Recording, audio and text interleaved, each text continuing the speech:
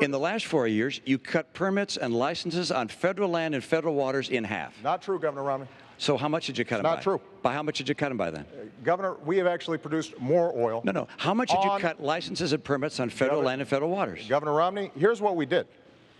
There were a whole bunch of oil companies. No, I had a question, and the question was, how much did you cut them by? You want me to answer a question? How much did you cut them by? I'm happy to answer the question. All right.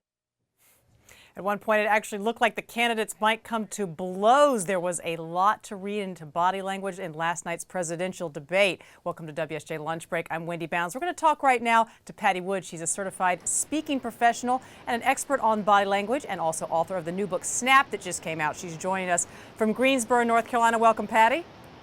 Welcome. Nice to be here. Thank you. So watching the debates last night, from all your years of expertise, did you think that was one of the most physical debates you've seen in terms of the candidates posturing than in past years?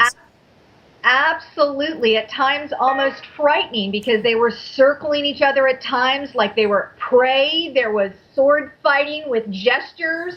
There was gun pointing. It was very intense. I've never seen anything like it. I've been doing this kind of analysis for over 30 years. Let's analyze it a little bit then. So let's talk about the candidates getting up from the stool so frequently, particularly when the other person was talking. What do you make of that? I bet they were coached to do that. In fact, before this town hall meeting, I was doing interviews saying, I want to see who jumps out of that chair and comes down to that front of the stage first, because they're going to look more powerful and look like they will take action for our country. Romney had the first question, and you saw the visual. Obama was sitting in the chair way back. Romney came down front. So that meant that the primacy effect, that first impression for Romney, was stronger. Eventually, Obama figured that out, and he stood up out of his chair, so visually they were equals.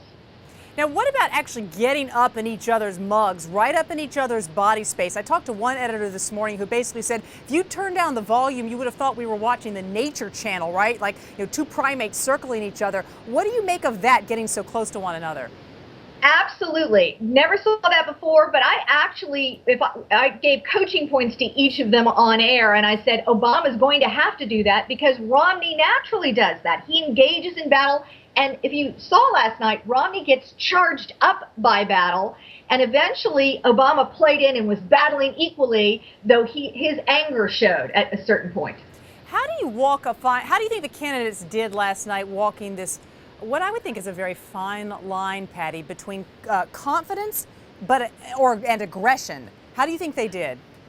I think Romney did a couple of things interesting. I think overall he looked like a bully. He was interrupting, overlapping. There's what's also called power language in nonverbal communication, which includes interruptions and volume level. And Romney went up on the volume and overlapped far too much, which made it look like he couldn't play by the rules, that he was above the rules.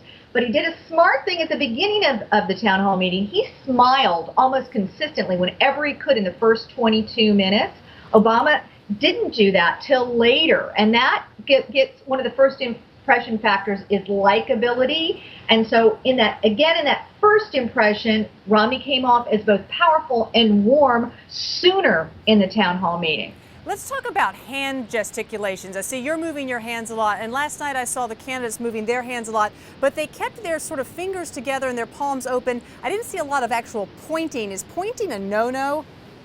Typically and historically in debates, you're coached never to point because it's very aggressive, and as I said before, it looked like an assault weapon, a point in the town hall meeting last night. So they're coached to give more smooth motions. Now, you noticed Romney did a lot of cutting and slicing motions.